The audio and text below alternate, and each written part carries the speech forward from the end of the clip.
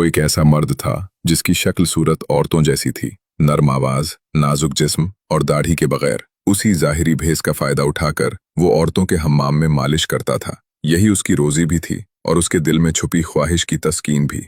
कई बार ज़मीर ने उसे टोका, लेकिन हर बार वो अपनी तौबा तोड़ देता। एक दिन बादशाह की बेटी हम्माम में आई।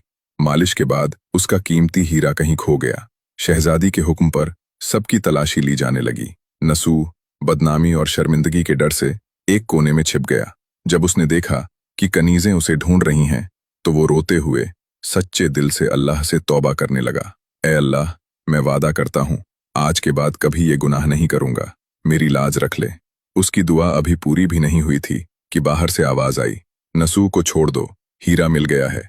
नसूह की आंखों में आंसू थे और दिल में अजीब सा सुकून। वो शहजादी से इजाजत लेकर घर लौट आया। नसूह समझ चुका था कि अब इस शहर में रहना मुमकिन नहीं, जहां औरतें अब भी उसे चाहती थीं। उसने अपनी सारी नाजायज कमाई गरीबों में बांट दी और शहर छोड़कर एक वीरान पहाड़ी की तरफ चला गया। वहां वो अल्लाह की इबादत में मशगूल हो गया। एक दिन उसने एक भैंस देखी जो घास चर रही थी। उसने सोचा, ये किसी चरवाहे की होगी, जब तक मालिक ना आए मैं इसकी देखभाल कर लूं। कुछ दिनों बाद एक तिजारती काफिला रास्ता भटक कर वहां पहुंच गया। प्यास से बेहाल ताजिरों को नसूह ने भैंस का दूध पिलाया। सब सैराब हो गए। नसूह के अच्छे अखलाक से मुतस्सिर होकर ताजिरों ने जाते हुए उसे बहुत सा माल तोहफे में दे दिया। नसूह ने उन पैसों से वहीं एक कुआं खुदवा दिया। आहिस्ता आहिस्ता कुएं के गिर्द लोग बसने लगे, मकान बने, बस्ती आबाद हो गई। नसूह की नेकियों की वजह से सब उसकी इज्जत करने लगे। नसूह की शोहरत के चर्चे आखिरकार बादशाह तक पहुंच गए। बादशाह उससे मिलने का ख्वाहिशमंद था, लेकिन नसूह ने दरबार में आने से इनकार कर दिया। इस बेनियाजी ने बादशाह की मुलाकात की तलब और बढ़ा दी। उसने खुद नसूह से मिलने का इरादा किया। जब बादशाह नसूह की बस्ती में दाखिल हुआ, उसी वक्त उसकी रूह कब्ज हो गई, क्योंकि वो अकीदत के साथ नसूह के पास आ रहा था और राया भी नसूह की खूबियों की कायल हो चुकी थी। लोगों ने नसूह को बादशाह के तख्त पर बिठा दिया। नसूह ने इंसाफ का निज़ाम कायम किया और उसी शहजादी से शादी कर ली जिसके हीरे की वजह से उसे हिदायत मिली थी।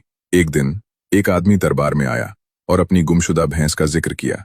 नसूह मुस्कुराया और कहा, तुम्हारी भैंस मेरे पास है और आज जो कुछ मेरे पास है सब उसी की वजह से है।